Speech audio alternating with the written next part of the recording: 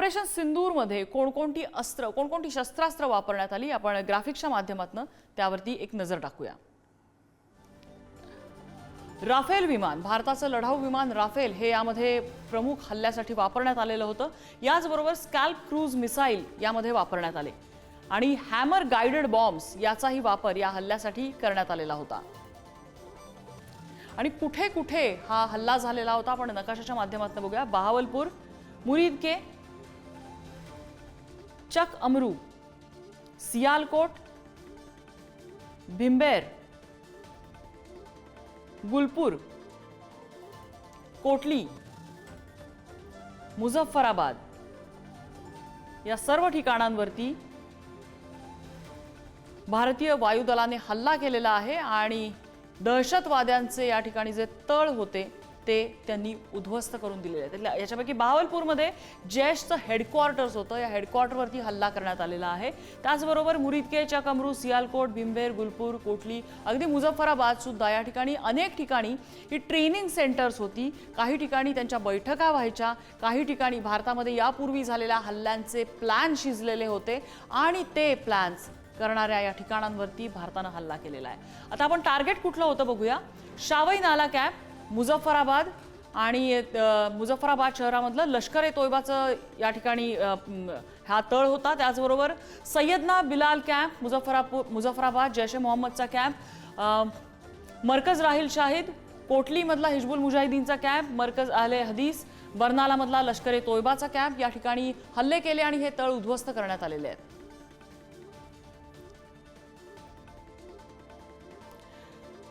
आणि यासोबतच आणखी काही कॅम्प्स सुद्धा उद्ध्वस्त करण्यात आलेले आहेत। भारताने मोठा क्षेपणास्त्र हल्ला याबाबत केला।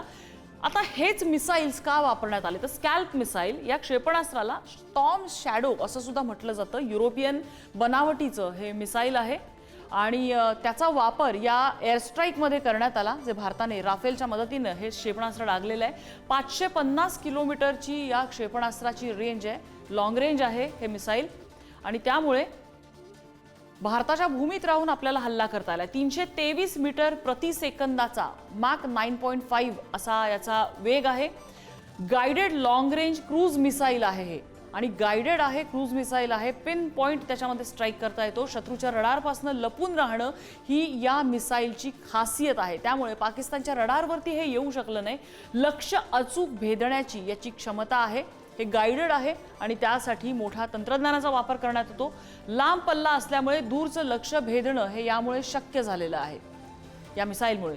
या क्षेपणास्त्रासाठी ॲडव्हान्स्ड नॅव्हिगेशन सिस्टीम आहे, ज्यामध्ये GPS, INS या सगळ्या तंत्रज्ञानाचा वापर केला जातो।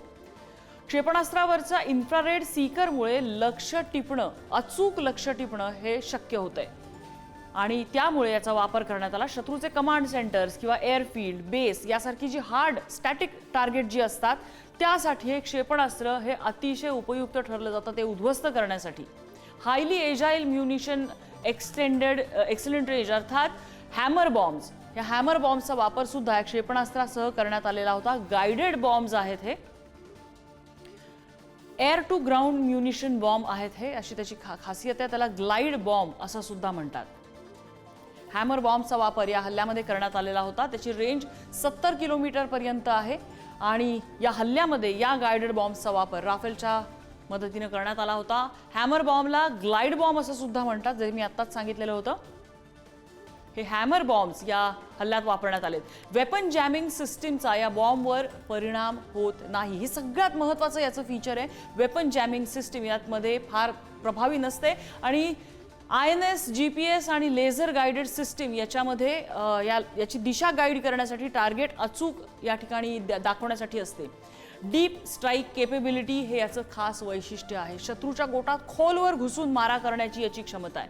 आणि राफेल फायटर जेट्स जे यासाठी वापरले गेले, ते राफेल का वापरले तर भारतीय वायुदलातलं हे सगळ्यात अत्याधुनिक लढाऊ विमान आहे राफेल विमान।